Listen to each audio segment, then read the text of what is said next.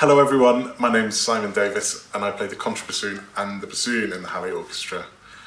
I just thought today, as part of Geek of the Week, I might do a video on one of the most geeky topics of all, and that is reed making. Oh! Oboes and bassoonists, as well as cornet and contrabassoon, we need a double reed, which is basically two bits of wood tied together that vibrate, that we blow through, and that makes the vibrations that make our instruments work.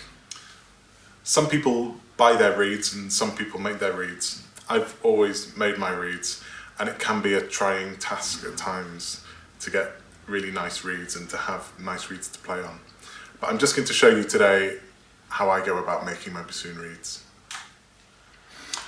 Okay, so to get started making a bassoon reed, the raw material that we use is a type of bamboo, and it's called Arundo donax, and it can be grown in warm regions around the world. Basically, most of the stuff that I use is from the south of France. I don't actually buy cane like this in tubes. I buy it sort of halfway through the process of reed making, but I've managed to get to piece just to show everyone. The first process that we do, well, that is done, this is split into 4 pieces, which I've done safely off camera because I'm not very used to doing it. And these are the pieces of cane that we get, sort of four quarters basically. And from there we need to cut those pieces to length. This is normally about 12 centimeters or less.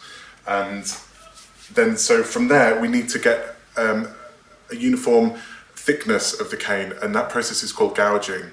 That's a process that I also don't do. I buy my cane already gouged. I've got some gouged cane here, and this is gouged normally to something like 1.3, 1.5 millimeters, something like that.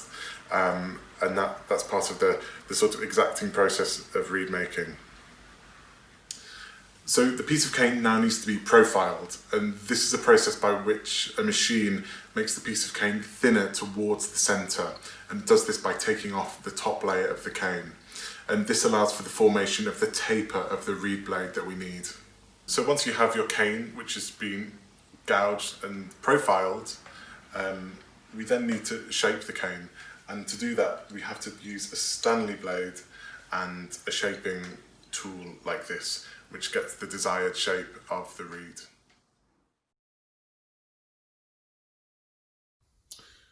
So now the cane is ready to be folded in half and formed into the finished reed shape.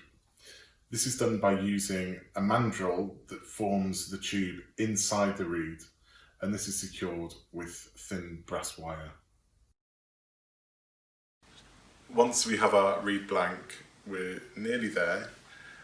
Some people choose to put a binding onto the reed, which I always have done. It adds a little bit more stability and it makes them look quite nice, so I quite enjoy that process, I must say. Once we're ready to see if our reed blank is going to become a good reed that we can use, we need to chop the end of the reed off, which leaves the 2 blades of the reed vibrating against each other. To assist with this, I have another machine that's called a tip profiler, and we can put the reed on the tip profiler, and that helps take more wood off, so we get even more of a nice taper towards the tip of the reed.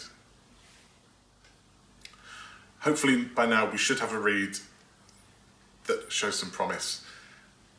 It's quite likely that it might need some more adjustment as the days go on, as you continue to blow it in, and for that we use a scraping knife.